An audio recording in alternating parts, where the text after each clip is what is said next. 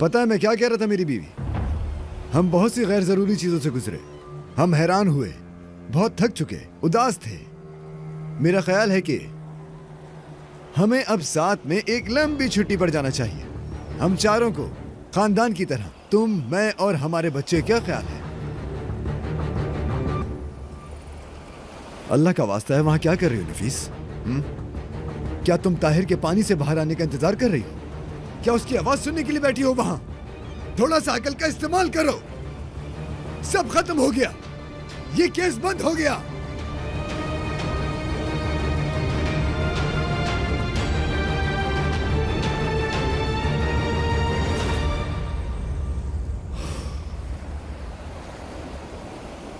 अफसोस है, ये वाकई अफसोस की बात है। यानी एक पूरा का पूरा खानदान बिखर कर रह गया। ताहिर मर गया, मुस्तफा जेल में है और सानिया की चीखें मेरे कानों से जा ही नहीं रही। वाकई शर्म की बात है, बहुत शर्म की बात है।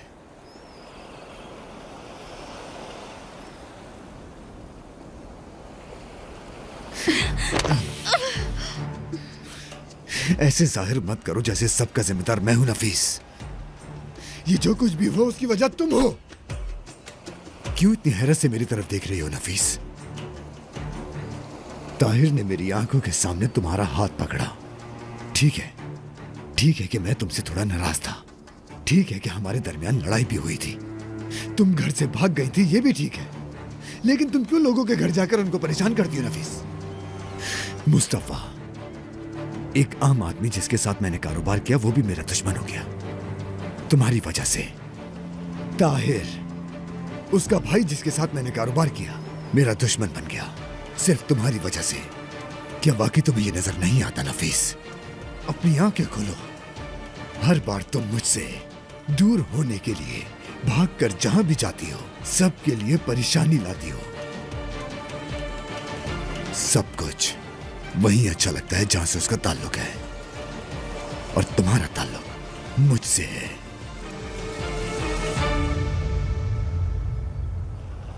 अब क्या होगा?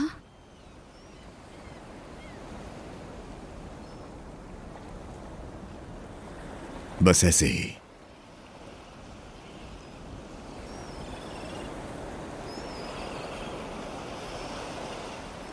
मैं तुम्हें बताता हूं कि अब क्या होगा नफीस।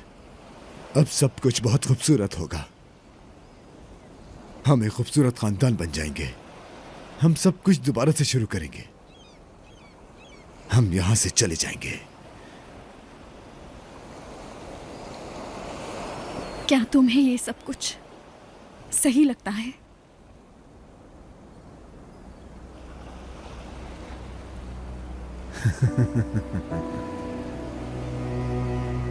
मैं हमेशा सही होता हूं मेरी जान, लेकिन मुझे खुशी है कि तुम्हें भी इसका अंदाजा हो गया। लेकिन कुछ है जो मैं चाहती हूं। चाहते हैं? अल्लाह अल्लाह, बताओ मुझे क्या चाहती हो तुम?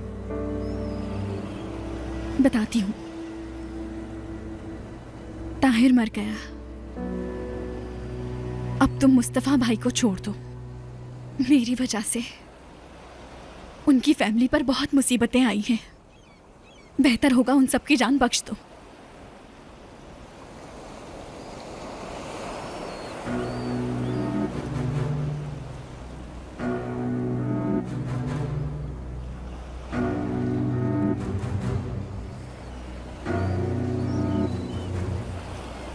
इस छोटे से दिमाग में क्या क्या चलता है, मैं हैरान हूं। देखो, मुझे उम्मीद है ये कोई ऐसी चीज नहीं जिससे मैं नाराज हूं नफीस, क्योंकि तुमने हर बार अपने इस हक को इस्तेमाल किया है।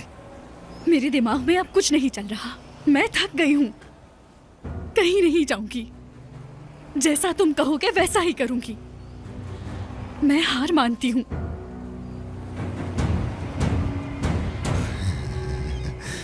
मैं हार मानती हूं, मैं थक चुकी हूं, ये कितने बुरे अल्फाज होते हैं। बहुत बुरे होते हैं। मैं ऐसा ही करूंगा क्योंकि ये करना सही है। देखो, ताहिर ने हथियार नहीं डाले, उसकी कीमत उसने जान से अदा की। लेकिन तुम एक समझदार औरत हो। आखिरकार तुम्हारे पास 2 बच्चे हैं जिनकी जिम्मेदारी तुम पर है। कौन तुम पर इल्जाम लगा सकता है नफीस? लेकिन कहना पड़ेगा कि इसने मुझे हैरत में डाल दिया। ताहिर से अलग होकर मुझे लगा था कि तुम उसका थोड़ा गम मनाओगे, लेकिन मैंने भी ऐसा ही सोचा था, लेकिन मेरा ख्याल है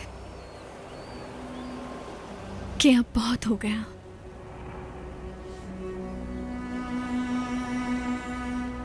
जब ताहिर ही नहीं रहा तो मुझे उसे भूल ही जाना चाहिए। लेकिन मुझे ये थोड़ा मुश्किल लगता है। तुमने बिल्कुल सही कहा, अब मुझे अपने बच्चों के बारे में सोचना चाहिए।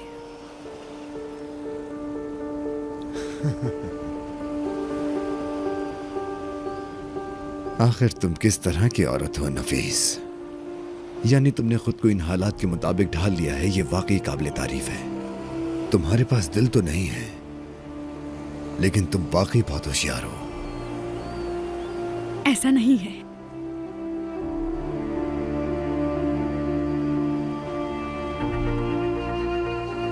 तुम चाहती हो मैं मुस्तफा को बचा लूं? हाँ, मैं यही चाहती हूँ कि तुम मुस्तफा भाई को बचा लो।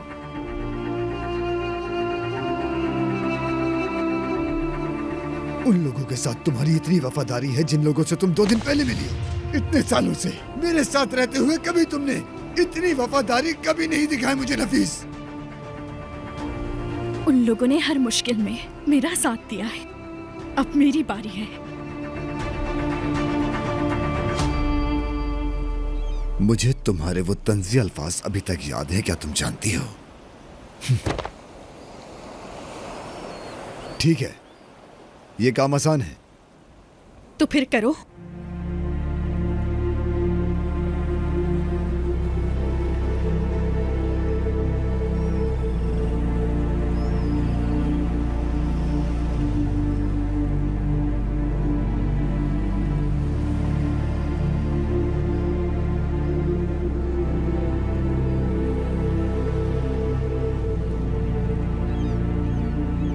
इसे हमारी शादी के तोहफे के तौर पर कबूल करो।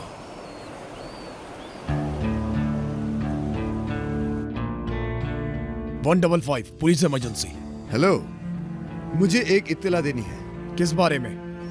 मुस्तफा कलीली को बिला जवाज जेल में रखा जा रहा है। जिसने कत्ल किया उस शख्स का नाम रुस्तम है, विदात सियार का आदमी है। ये वही है जिसने लाश मुस्तफा कलीली की गाड़ी में छुपाई थी, और इसी ने मुस्तफा कलीली की गुमशुदा लाइसेंस याफ्ता बंदूक इस्तेमाल की। नजीब यलमास की वो कमीज जिस पर खून के धब्बे हैं, वो कमीज विदात सियार के घर में है। गोदाम में है एक पार्सल की शक्ल में। बंदूक मुस्तफा कलीली की गुमशुदा लाइसेंस याफ्ता बंदूक है। रुस्तम उस बंदूक का इस्तेमाल करते हुए दस्ताने पहनता था।